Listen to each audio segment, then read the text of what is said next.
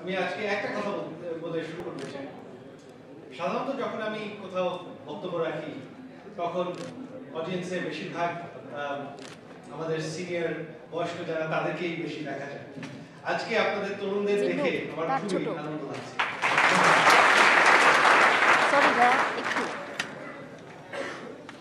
So I would like to thank all of our distinguished speakers here for coming from a very long way and speaking here, taking the time, taking questions.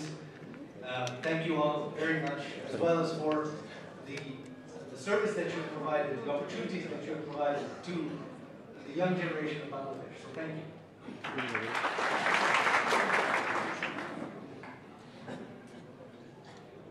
Many of today. There have been consistently a couple of themes and concerns that have come up in this issue, especially of importance for freelancers. Noted as soon as our government came to power. When we started on this vision of digital Bangladesh, we first looked at what was necessary to develop an IT industry. And the first problem was infrastructure. Electricity and bandwidth. Essentially for the IT industry, these are the only two infrastructures that are needed. Both were lacking. And from the very beginning, we've been working very hard to try to increase the available bandwidth, increase network coverage, reduce the cost. Those were the three objectives. The electricity shortage has been solved. As of this year, Bangladesh no longer has a shortage of electricity. So while you are working on your computers, hopefully you notice that power no longer goes out. The bandwidth issue remains. We have several initiatives in place, as I mentioned in my response to the question. There are several other initiatives as well that we are in the process of undertaking, which have been ongoing for a while and it's taking a little longer than it should. For example, we did an analysis of all the available fiber in the country. And it turns out that the government of Bangladesh owns over 14,000 kilometers of fiber within the country. And it turns out 80 to 90% of it is sitting unused. So we formed a committee called the Domestic Network Coordination Committee to take this fiber and utilize it. We would first take a couple of pairs of fiber, let the state-owned telecom company BTCL use it, and then also we are in the process right now of letting the existing private operators, private fiber operators in Bangladesh, lease this capacity. We are essentially going to divide the country equally, hand it out to these private operators, let them utilize the capacity to provide connections throughout the country. That is in the process. It has taken much longer than it should because this fiber is actually owned by the Power Grid Corporation. And so I would like to take this opportunity again to urge the management of the Power Grid Corporation of Bangladesh to finalize this process quickly and let this fiber come into use for all the internet service providers of Bangladesh. Also, as I mentioned in my response, we have the private terrestrial international cables that are coming in, what we call the international terrestrial cables.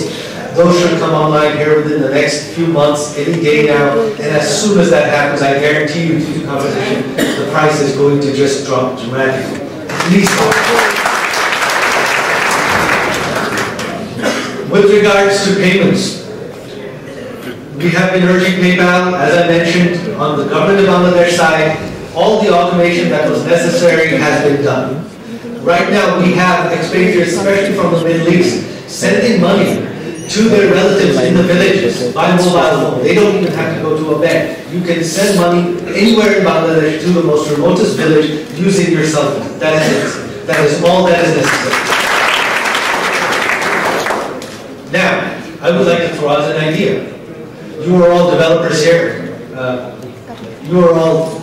You have your websites which already have payment systems. And I would like to thank Odesk in particular for setting up their own payment system.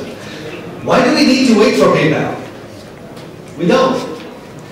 There are absolutely no restrictions on sending money into Bangladesh. The government of Bangladesh has no restrictions. There are restrictions on sending money outside. There are limitations. But on receiving money, there are absolutely no limitations. So in fact, today, foreign remittance is our biggest export earner. It exceeds the income that comes in from garments, even though garments is our biggest exports.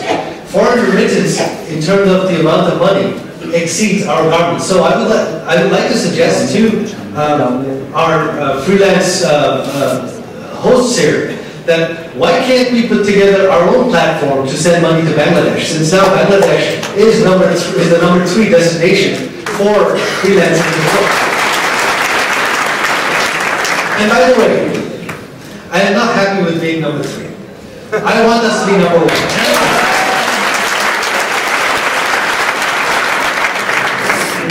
So when we first started on this journey of digital Bangladesh, the goal was to develop an IT industry.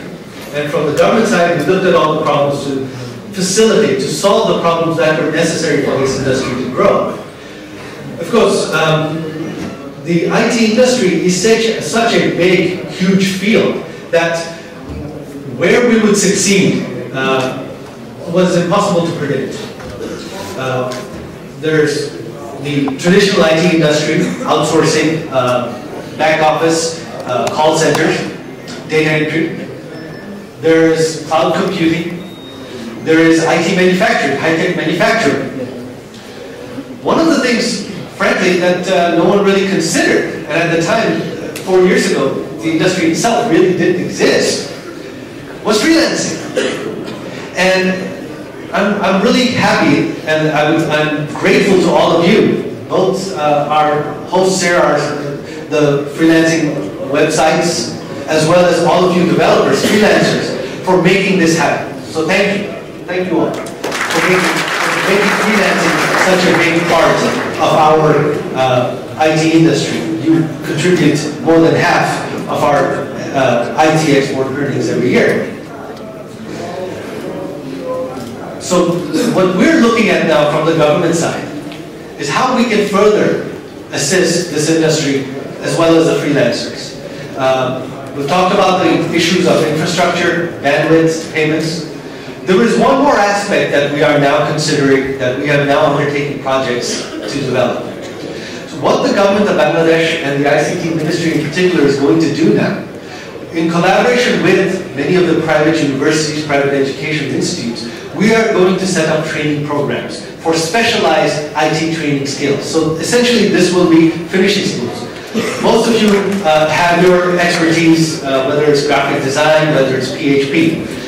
But for those who do not have those skills already, we are going to provide the opportunity to provide the specialized training. So for example, training in PHP, training in web design, web development, HTML5, Java, specialized certifications, Cisco certifications, Microsoft certifications, etc. Our goal is to train this project is going to train 20,000 IT specialists, provide 20,000 people training every year going forward. That is the goal.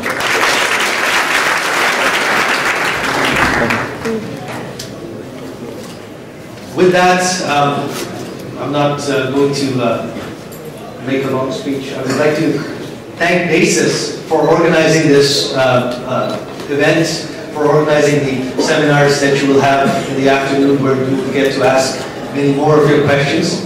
I would like to thank all of our guests again, Matt Cooper, Jennifer Olson, Mr. David Harrison, Jason Yusong, Soy, for coming here, giving us very, very valuable information. Especially those presentations and those charts were very encouraging. I was very encouraged in particular to see the exponential growth that we have had. Because when we started Digital Bangladesh 4 years ago, a year later we looked at our IT exports. 2 to 3 years ago, our annual IT export was just $23 million. Today, 2 years down the line, it's already at 50 million. Hopefully this exponential growth will continue, because my personal goal has been that as a part of our government's Vision 2021 plan, by the year 2021, our exports from our IT sector will be our biggest export earner. So I'd like you all to make that happen. Thank you all for giving us this opportunity and making it happen. Thank you very much.